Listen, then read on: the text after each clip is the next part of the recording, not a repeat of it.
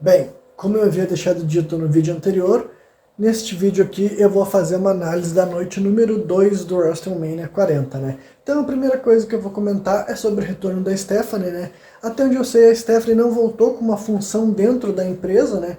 A função dela dentro da WWE sempre foi muito discutida. Eu acho que é óbvio que ela tinha uma espécie de poder, uma espécie de influência. Eu não sei se em algum momento da carreira dela ela chegou a ser acionista, né? Ou se simplesmente por causa da pressão que o Vince tinha sobre ela, ele conseguia fazer com que ela aparecesse e ajudasse na promoção da marca sempre que fosse necessário, né? Mas basicamente, desde que rolou os escândalos lá com o Vince, nem o Vince nem o Shane apareceram, nem foram mencionados na empresa, né? Principalmente por causa do sobrenome. A Stephanie, inclusive, fez uma... Na hora que ela estava anunciando o início da noite 2, ela fez uma declaração que dá a entender que é para tentar varrer o sobrenome dela e da família dela, né, para debaixo do tapete, né?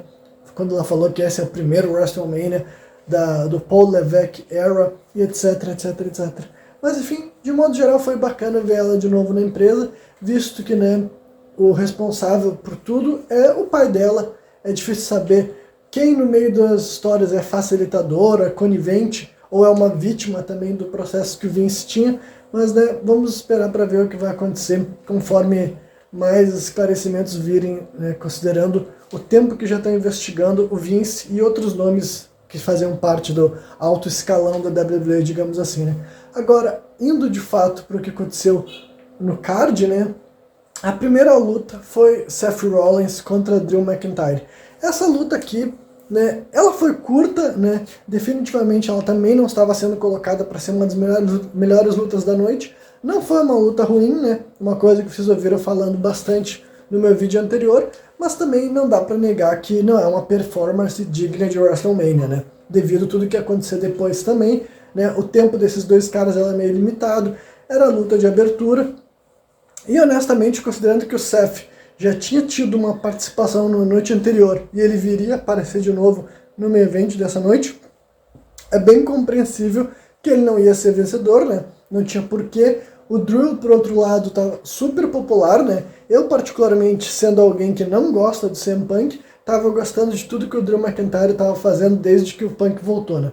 Ele foi o maior antagonista do Punk, fazendo memes e piadas o tempo inteiro, postando vídeo engraçado na internet e tudo mais.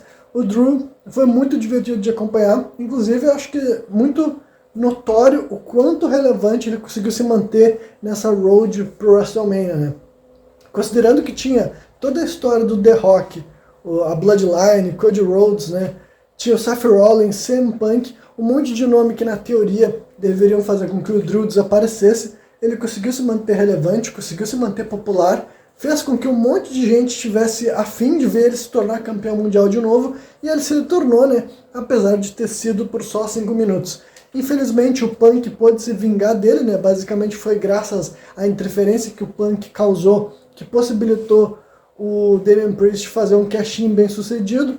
E o cash-in do Damian Priest, eu vou dizer que tudo vai depender de como que for rolar o push dele agora, né? Até onde eu sei, ele pode ser só um campeão transicional, né? Afinal, ele ainda nem realizou a primeira defesa dele, né? Porque, honestamente, acho que ninguém vai negar de que o Damian Priest teve uma das runs de Senior Money in the Bank mais decepcionantes da história da WWE, né? Nesse ponto, eu nem sei mais quantos lutadores fracassaram com a maleta. Já tem vários e vários, né? De cabeça consigo me lembrar, sei lá, John Cena, Baron Corbin, acho que também o Jack Swagger, acho que o Jack Swagger ganhou, né, quando ele usou a maleta. Enfim, ainda não tem, acho que tem muito mais pessoas que conseguiram do que não conseguiram fazer o cash-in, né? Mas não muda o fato de que muitas pessoas estavam certas que o Damian Priest ia ter o mesmo lugar, simplesmente porque não é como se ele tivesse ficado mais popular, né? A maior parte desse momento que ele estava carregando essa maleta, ele era campeão de dupla com o Finn Balor, mas eu não posso dizer para vocês que eu sentia que isso estivesse elevando ele. Pelo contrário, eu sentia que o Judgment Day estava carregando aqueles cinturões mais como assim, uma espécie de prêmio de consolação, tá ligado? Honestamente, foi um reinado bem... não foi um reinado bem interessante, sabe? E, indiscutivelmente, o membro mais popular do Judgment Day é a Rhea Ripley. Dá pra se dizer que talvez o Dominic Mysterio seja o segundo mais popular, sabe? o Damian Priest e o Finn Balor, né? O Finn Balor é o que mais perdeu, né? No sentido assim, de que ele era maior antes de fazer parte do grupo, né? Desde que ele entrou pro Judgment Day, eu senti que ele foi relegado a uma posição menor, provavelmente porque não queriam que ele fosse o líder, né? Já que, na teoria, ele era o maior atleta desses 4, né? Assim que começou a stable, né? Damian Priest nunca tinha ganhado nenhum cinturão, a Rhea já era campeã feminina, mas o Finn Balor tinha alguns reinados bem bons no nome dele, né? Só que então eu acho que estar no Judgment Day veio diminuindo ele. Então, basicamente, não tenho muitas opiniões favoráveis sobre o cash-in nesse momento, porque a gente tem que ver o que vai fazer depois disso. O que é indiscutível é que o Drew McIntyre estava num ponto alto. Ele estava popular, ele estava relevante, as pessoas estavam a fim de ver ele ser campeão mundial de novo, só que, né, não adianta, já aconteceu, ele já foi campeão, já deixou de ser campeão de novo, né? Agora temos que continuar acompanhando a WWE para ver onde que isso deve parar, né? E a próxima luta que rolou foi aquela Six-Man Tag, que eu também fico meio dividido pelo ponto de que é outra luta que não tinha porque estar no WrestleMania. Foi divertidinho, teve algum uso de armas, teve o Bubba Ray Dudley falando para as pessoas pegarem a mesa, não dá para dizer que em nenhum momento se divertiu. Só que agora, considerando que esse grupo, né, o Final Testament, acabou de surgir, essa é a primeira rivalidade deles, eles saíram por baixo, né, podiam finalmente ter feito um programa para começar a promover o Cross, não foi o que aconteceu. Os Author of Pain, basicamente, agora que está chegando ao fim o retorno deles, né, e eles chegaram perdendo. Claro que Bob Lashley e os Street Profits são nomes grandes, eles não são artistas pequenos, eles não são nomes quaisquer. Só que, né, se era para parear o Final Testament com uma stable que eles iam perder, pelo menos acho que essa luta podia ter sido mais épica e tudo mais. Então foi uma luta que foi divertidinha, a duração dela não foi muito longa, mas não dá pra te dizer que isso foi relevante pra carreira de nenhum desses membros, tá ligado? Tu não pode dizer que o Cross tá mais over por causa disso, nem os Author of Pains, e muito menos o Bobby Lashley e os Street Profits, né? Pelo contrário, eu até tava gostando dessa versão desse stable deles, como é que é o nome? The Pride, né? The Pride quando eles iam ser heel, né? Os Street Profits iam virar heel para se unir com o Bobby Lashley. Por alguma razão a WWE mudou por completo os planos e fez eles virar o face contra o Final Testament. Evidentemente que o Final Testament ia ser uma stable heel, só que esse aqui é o ponto. Para que fazer esses caras irem atrás de gente que eles não iam vencer, sendo que eles são 3 caras grandalhões e brutamontes, sabe? Seria melhor eles terem tido como alvo um grupo menor, mais fraco, sei lá, alguma coisa que justificasse eles vencerem a primeira rivalidade deles. Então, mais uma vez, uma escolha meio estranha de bucagem, né? Mas uma luta que simplesmente não está à altura do maior WrestleMania da história. É o que eu tenho para falar sobre essa luta. Aí depois disso, eu não me lembro exatamente a ordem, deixa eu ver se eu consigo me lembrar aqui. Acho que a próxima foi LA Knight e AJ Styles, eu não tenho certeza, e entra no mesmo esquema, né? Como vocês estão vendo pela minha camiseta, ou se vocês não sabem, eu sou fã do AJ Styles, discutivelmente ele é meu lutador de luta livre favorito de toda a história, né? Isso somando toda a carreira dele, desde 2001, 2002 até os dias de hoje. Eu considero um lutador excelente, e a run dele da WWE foi meio hit e miss, né? Durante muito tempo, até parecia que o AJ Styles nunca lutaria pela WWE, ele estreou em 2016, então agora já faz quase 10 anos que ele está na WWE. Inclusive, tá chegando ao ponto de que ele tem mais tempo na WWE do que ele tinha na TNA, né? Isso também é outro marco bem interessante. Só que de todos os produtos que o AJ Styles fez pro WrestleMania, e ele fez alguns, né? Primeiro WrestleMania dele já foi lá contra o Chris Jericho, que foi uma luta que na época um monte de gente ficou meio que assim, acharam uma participação pequena pro AJ na WWE, mas considerando que seria a pouca janela de tempo que o Jericho e o AJ Styles estariam na mesma empresa, né? Eu acho que foi uma luta grande pro AJ, sabe? Foi a primeira vez que ele estava dividindo uma empresa com o Jericho, e provavelmente a última que eles teriam a oportunidade de fazer uma luta, né? Então, eu retroanalisando, eu diria que esse momento é maior. O AJ depois teve aquela luta dele contra o Nakamura, que definitivamente não foi uma grande luta, né? Eles tiveram lutas melhores na New Japan Pro Wrestling, só que ainda assim foi uma luta para um cinturão mundial, né? Tinha um contexto de ganhador de Royal Rumble também, não dá pra dizer que é uma luta insignificante. Mas agora, nesse momento, esse foi o 6º WrestleMania do AJ, eu acho, né? Inclusive teve até aquele que ele foi campeão de dupla com o Omos, né? Mas ainda assim é um cinturão de dupla, né? Eles derrotaram o New Day. Todos esses, assim, tu consegue ver alguma relevância para a construção da carreira lendária do AJ. Agora, não dá para te falar mesmo dessa luta, né? Entra na mesma história. Não foi uma luta ruim, dificilmente esses dois lutadores desse calibre fariam uma luta ruim, mas não foi incrível. A storyline não era necessariamente muito interessante e o AJ sequer aparecia uma ameaça pro LA Knight, né? O LA Knight também dá para considerar que essa foi uma luta meio pequena para ele, considerando que ano passado dá para dizer que ele era o cara mais popular da WWE durante alguns meses, tá ligado? Sem exagero, durante alguns meses da metade do ano ali, entre julho mais ou menos até ele perder pro Roman lá na Arábia Saudita, sabe? Dá pra dizer que durante 2 ou 3 meses o LA Knight era o lutador mais popular da WWE. O Cody estava lesionado, enfim, tudo tava assim convergindo pro LA Knight ter essa grande exposição, ter esse grande destaque, né? E derrotar o AJ Styles é algo pequeno? Talvez, a feud não era muito boa, sabe? Era só aquela história do o AJ virou heel só pra perder, basicamente, mas não tem muita explicação, sabe? Eles, vamos fazer um programa pro WrestleMania que vai envolver AJ Styles e LA Knight, o AJ vai virar heel, basicamente a troco de nada. Tem a justificativa que ele disse que o LA Knight estava roubando o holofote dele, mas nem faz sentido considerando que o LA Knight não virou campeão mundial nem nada. Então, sei lá, foi simplesmente eles queriam uma desculpa para unir esses dois nomes, né? Então é aquela coisa, é legal da parte deles que eles queiram pelo menos incluir AJ Styles e LA Knight no WrestleMania, mas considerando que evidentemente não era um carro-chefe, não era uma luta importante, que ia marcar, depois dessa vitória do LA Knight contra o AJ Styles, ele voltou a se solidificar como um grande main eventer e logo a gente vai ver ele ser campeão mundial. Não é essa aparência que tem. O AJ já faz um tempo que ele tá meio que perdido, porque tá nessa história de que ele tá para se aposentar e nunca se aposenta, então a WWE decide que vai buscar ele mal, só que agora ele volta maior do que nunca, né? Todo mundo tá comentando que provavelmente ele tá tomando um suquinho, porque ele tá maior do que ele já teve na carreira dele inteira. Então, não parece que ele tá se preparando para se aposentar. Eu não vejo porque alguém que vai parar de lutar tem que ficar tão grande e musculoso, sabe? São coisas assim que parecem meio ambíguas, sabe? Acho que ou o AJ devia estar se preparando mesmo para se aposentar e eles começarem a fazer a última storyline dele, ou se ele vai ficar nesse chove não molha. Eu tenho medo que a última luta dele seja uma luta bem aleatória, sabe? Tipo que nem o Kurt Angle, que foi aposentado pro Baron Corbin, sabe? Eu tenho muito medo que, em vez da WWE fazer uma grande storyline de despedida pro AJ, que ele nem precisa necessariamente vencer, mas se é pra fazer uma luta que ele perde e se aposenta, seja pra um grande lutador, uma grande storyline, sabe? Carreira versus alguma coisa no próximo WrestleMania, sei lá, uma rivalidade que a gente nunca mais vai se esquecer. Mas, né, como eu falei aqui agora há pouco, eu tenho medo que simplesmente chegue, eles bookiem um show aleatório, sabe? Tipo lá na Arábia Saudita, AJ Styles versus alguém mais jovem do que ele perde pra esse cara e não aparece mais, que nem fizeram com o Kurt Angle, tá ligado?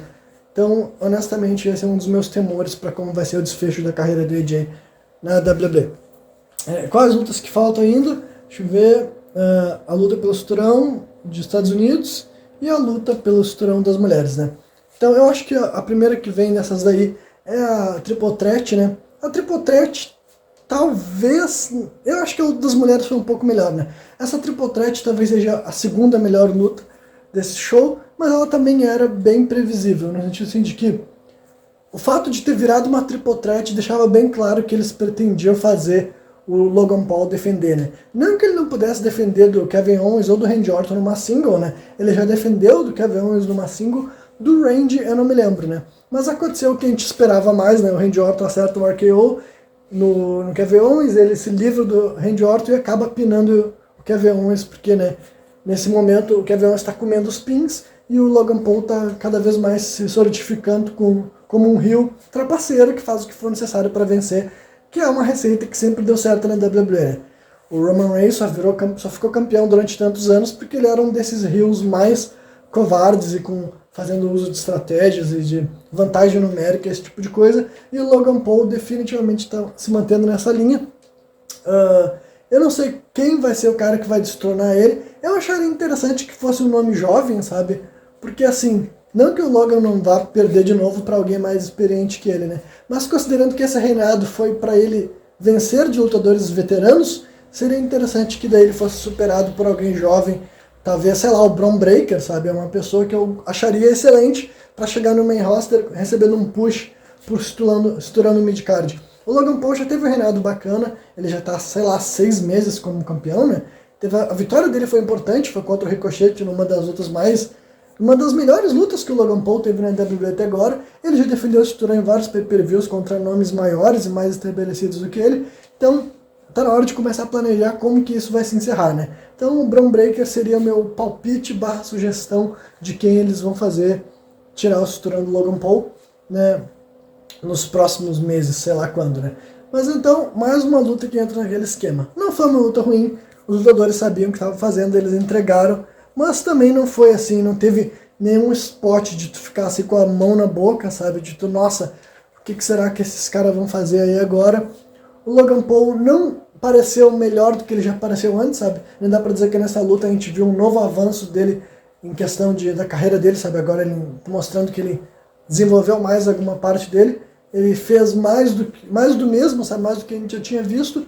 E basicamente foi uma triple threat divertida, sólida, mas eu também não vejo essa aqui como uma luta WrestleMania worthy, principalmente para aquele que está sendo anunciado como o maior WrestleMania de todos os tempos.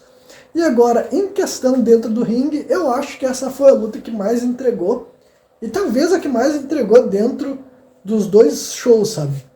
Eu reitero que a minha luta favorita desses 2 dias de WrestleMania foi a Tag Team Match entre The Rock e o Roman Reigns contra Cody Rhodes e Seth Rollins, só que essa luta não foi uma luta que foi bacana pela qualidade da luta, sabe? Não foi como se tivesse tido boa luta livre, mas foi bom entretenimento, foi spots divertidos, foi uma duração bacana, aconteceu uma sucessão de eventos que te manteve entretido desde a metade da luta, pelo menos.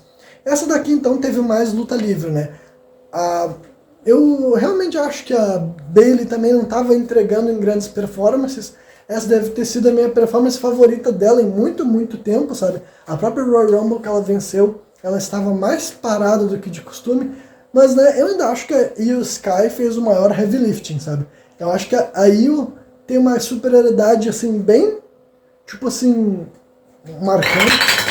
Chutei uma garrafa aqui d'água e eu não vou editar também pra fora, né?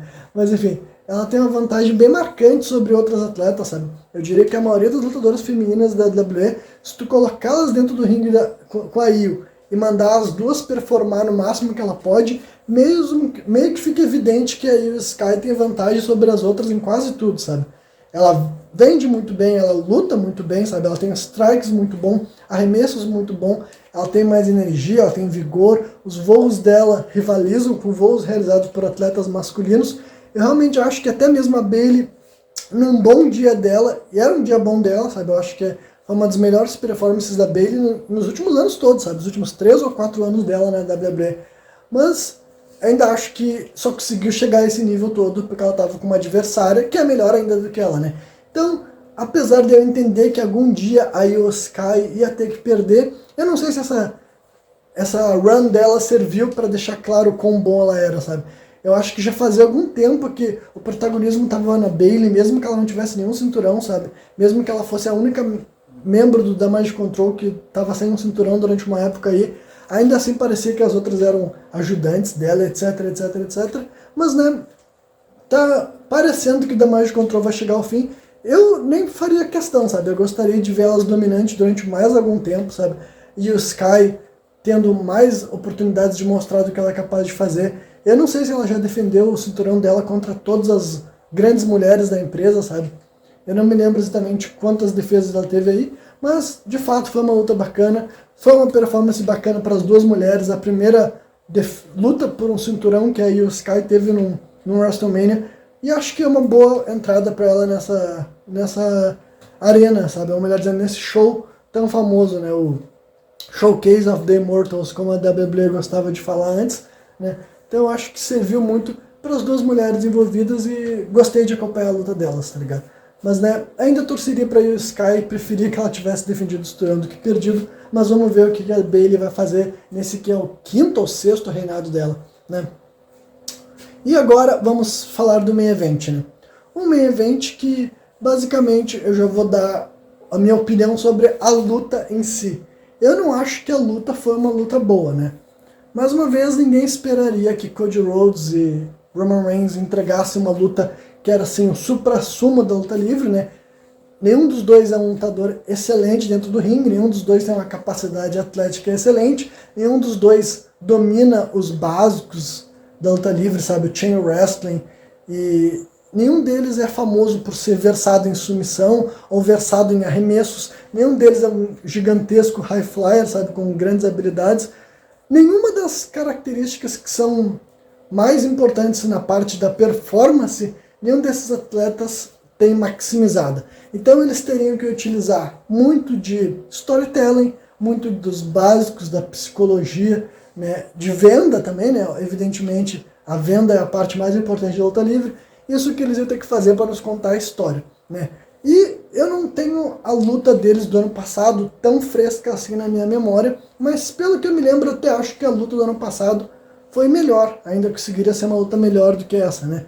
Mas vamos falar então sobre os 10, 15 minutos finais ali, que é o que fez a internet entrar em alvoroço, é o que fez muita gente acreditar que foi o melhor WrestleMania de todos os tempos, né?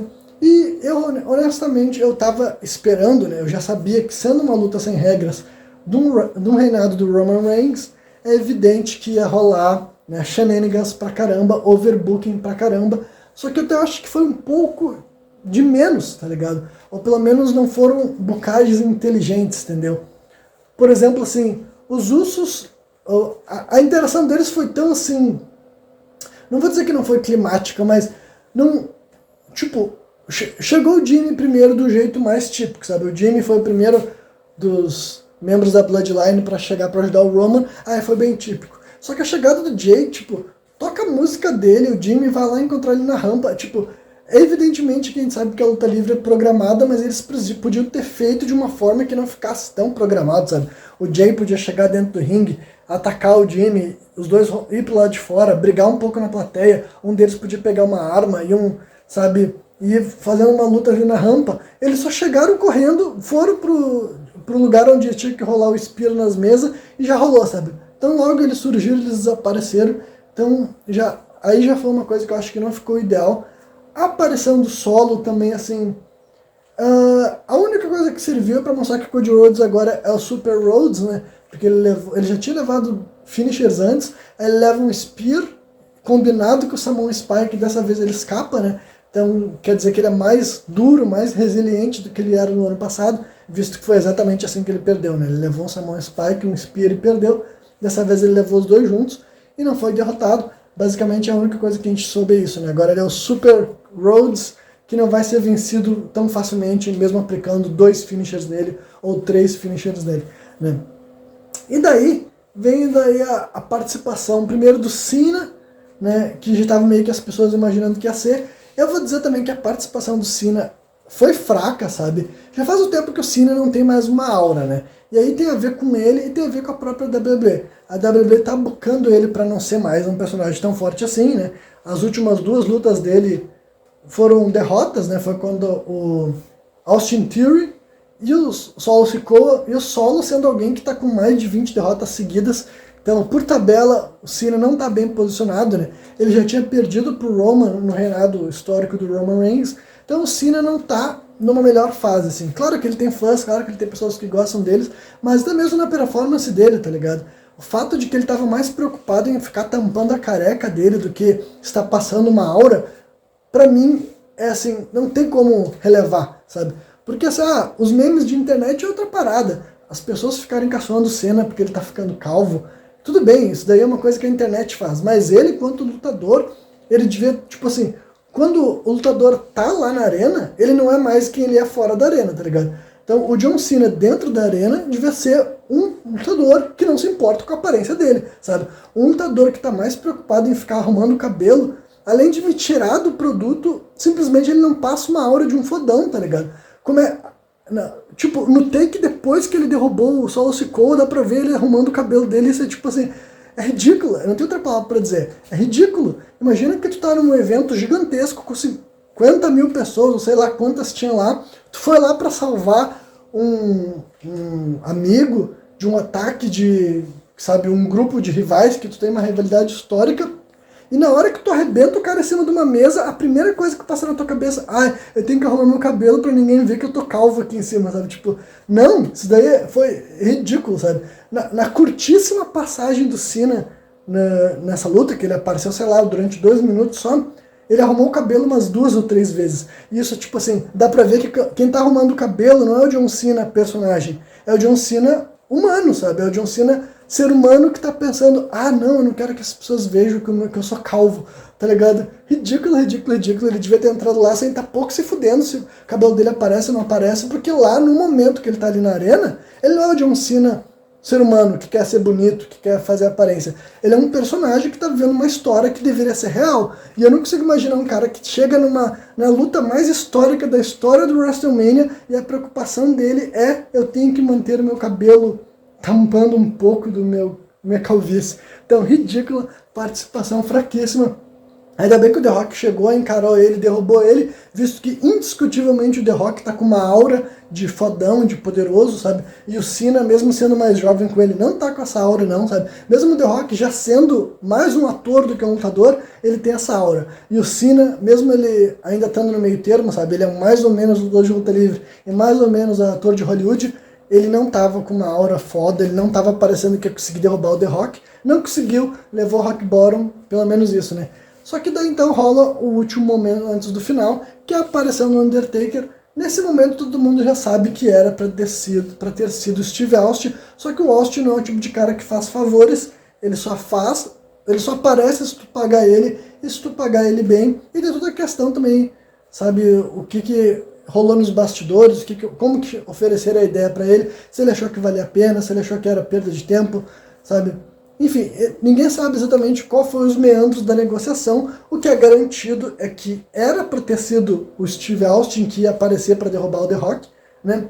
E trocar para Undertaker. E a troca para Undertaker, apesar de não fazer nenhum sentido de um ponto de vista de bucagem, e as pessoas tentaram forçar falando que, mas ele já brigou com o Roman na época que o Roman era Big Dog, etc. Cara, não importa. Sabe? Não fazia o menor sentido o Undertaker não aparecer na WWE fazia um tempão, só que a WWE fez a única coisa que eles poderiam. A crowd já estava esperando, a plateia estava esperando pelo Steve Austin. Eu acho que o único nome em toda a luta livre que eles podiam ter colocado ali que não teria sido vaiado ou uma decepção era o Taker, sabe? Simplesmente por ele ser um dos nomes mais reconhecíveis da história da luta livre, ele ter um vínculo com o próprio WrestleMania e ele ter uma grande moral com todo mundo, né? Ele tem moral com os fãs, ele tem moral com os bastidores, ele tem moral com os lutadores. Então realmente eu acho que não tinha outro lutador vivo que eles podiam colocar ali. Até gente como o Ric Flair, e as pessoas iam ficar decepcionadas, sabe? Né? Vários desses nomes assim, por causa ou porque eles estão velhos demais, ou porque as pessoas porque queriam ver o Austin chutando a bunda do Rock de novo, qualquer outra coisa ia ser uma decepção. O Austin não compareceu, a WWE correu para a segunda melhor opção, literalmente isso, tá ligado? E a única pessoa que eles podiam colocar naquela situação ali, que não seria uma decepção, que não seria vaiada, né? Só não fez sentido, né? Tocou o gongo dele, ele apareceu, ele acerta um chokeslam no The Rock e depois leva o The Rock para outra dimensão. Dá tanto para ver que isso não era programado, que no show seguinte, né, na Raw, após o WrestleMania, o The Rock já apareceu, e as pessoas nem falaram sobre o Undertaker, ele nem mencionou o Undertaker, dá pra ver como se fosse uma cena filler que colocaram um episódio canônico de um anime, sabe? Basicamente isso. E depois vamos falar só sobre a conquista do Cody Rhodes, né? Cody Rhodes se tornar campeão mundial depois de ter ficado 2 anos agora no WWE, né? Ele voltou no WrestleMania de 2022, então ele acabou de fechar 2 anos de empresa. E basicamente, o que eu tenho para dizer assim, sobre a storyline como um todo, eu gostei, eu achei bacana, eu tava torcendo para o Cody, sabe? Eu confesso que quando ele perdeu o ano passado, eu fiquei decepcionado com a ideia de que a gente ia ter que aguentar mais um ano de Roman Reigns e mais um ano de preparar o Cody para derrotar ele, né? Porque simplesmente eu sabia que todo o resto do roster ia ficar sendo sacrificado para elevar esses dois. E foi o que aconteceu, né? Mas, basicamente, era a história que a WWE queria contar, e foi a história que ela contou, né? Eu acho que foi uma história bacana, eu acho que foi divertido, eu acho que o Cody merecia ser campeão mundial, eu acho que todo o arco dele fora da WWE é o que tornou ele um atleta relevante, né? Ele sair da WWE como Stardust, se reinventar como um American Nightmare, né, conseguiu música tema do Kingdom, né, do Downstage, a banda Downstage, a música se chama Kingdom. Ele ter acesso a esse tema, utilizar esse tema na EW, participar da fundação da EW, ter lutas icônicas na EW, né, que ainda, pra mim, a melhor luta da carreira do Cody ainda é ele contra o irmão dele, né, o Dustin Rhodes, Goldust. Pra mim ainda foi a melhor luta deles lá na AEW. Mas até na WWE ele já teve uma luta muito boa, que foi a dele contra o Seth Rollins lá naquela Hell in a Cell. Não dá pra dizer que nenhum dos encontros dele com o Roman estão nesse nível. Eu não acredito que dá pra colocar no mesmo pódio, sabe, no mesmo pedestal. Mas então é basicamente isso, tá ligado? Eu gostei do final, embora tenha sido um pouco mais feel good do que eu precisava, sabe? Aqueles momentos lá com a família dele dentro do ringue, e até os outros babyface ali, sabe, o Randy Orton ali no meio, CM Punk aparece lá no final, ele chama o Triple H pra dar um abraço. Eu confesso que esse final, assim, não conectou comigo, sabe? Teve finais mais emocionantes de WrestleMania, né? O famigerado final do WrestleMania 20, né? Com o Benoit e o Ed Guerreiro se abraçando no meio do ringue. O final do WrestleMania 30, né? Com o Daniel Bryan se tornando campeão undisputed. Todos esses aí tem mais cara de luta livre. Agora, o final ali do Cody, sei lá, ficou muito assim... Como todo nesse show parecia meio que improvisado, sabe? Parecia que decidiram ali de última hora quem são as pessoas que iam aparecer, e durou bastante tempo, né? Sei lá, 15 ou 20 minutos. Então também não foi o ponto mais alto desse show, mas né, esse foi o WrestleMania 40. Definitivamente não é um dos piores WrestleMania da história, mas também, com certeza, não é um dos melhores WrestleMania da história também, né? Teve resultados bons que deixaram a gente satisfeito, né? E agora, pro reinado do Cody, eu honestamente não estou com boas expectativas, porque eu acho que, tipo assim, eu acredito sim que o personagem dele funcionou muito para perseguir o Roman, sabe? O Roman era um vilão tão odiado, né? Eu sei que ele era amado, mas muitas pessoas também gostavam de odiar ele, né? Muita gente que torcia para ele ainda assim queria ver ele perdendo, porque uma hora ele teria que ser derrotado. Então, de certa forma, ele era um vilão perfeito, entendeu? Ele era alguém que justificava o surgimento de um novo super-herói. Assim como a WWE teve Super Cena, a WWE criou o Super Rhodes, né? Cody Rhodes teve mais de 20 vitórias contra o Seth Rollins. Ele derrotou o Brock Lesnar também, limpo, né? Que é outro cara que, historicamente, na WWE teve pouquíssimas derrotas limpo. Então, o Cody definitivamente se tornou um Super Cena, talvez até mais super do que o Cena tinha sido. Só que como ele estava sendo feito para derrotar o Roman, meio que todo mundo tava deixando isso de lado, eu incluso, né? Eu tava achando meio forçado, tipo, porra, Frango Rhodes derrotando o Brock Lesnar limpo. Na teoria, eu acho forçado, mas considerando que ele ia destronar o Roman, derrotar o Brock Lesnar parecia uma ótima maneira de ilustrar que o Cody Rhodes estava se fortalecendo para finalmente derrotar o Tribal Chief, sabe? Então, de um ponto de vista de narrativa, essas escolhas de bookagem se justificavam. Só que agora mudou. Não tem mais o Roman.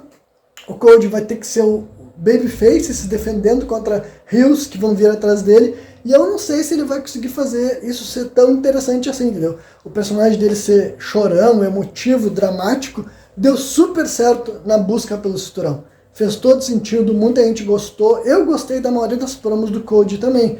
Só que era nesse cenário específico, sabe? Ele perseguindo o maior campeão que a WWE já teve. Agora que esse campeão não tá mais ali e ele que é o herói, sabe? Mocinho já é difícil ser um bom face, tá? Tipo assim, melhor. Um mocinho já é difícil ser um bom campeão, tá ligado? Porque ao mesmo tempo que ele tem que mostrar que ele é forte, ele tem que mostrar que ele é nobre, ele tem que mostrar que ele é valente, e ele tem que parecer mais legal do que os vilões que estão vindo atrás dele. É super difícil, tá ligado? Mas, né, isso daí fica pro futuro, pra quando a gente vê como é que o Cody Rhodes tá saindo. Esse vídeo ficou ainda mais longo do que o outro, mas honestamente eu achei que eu precisava falar tudo isso aqui pra poder dar a minha opinião final desse WrestleMania. Foi um show bacana sim, eu me diverti sim, mas, né, já temos 40 WrestleMania, eu não acho que esse aqui tá entre os 20 melhores, ele estaria ali nos 20 piores, mas também não é um dos 10 piores, tá ligado? Eu diria que definitivamente ele foi um dos WrestleMania da história.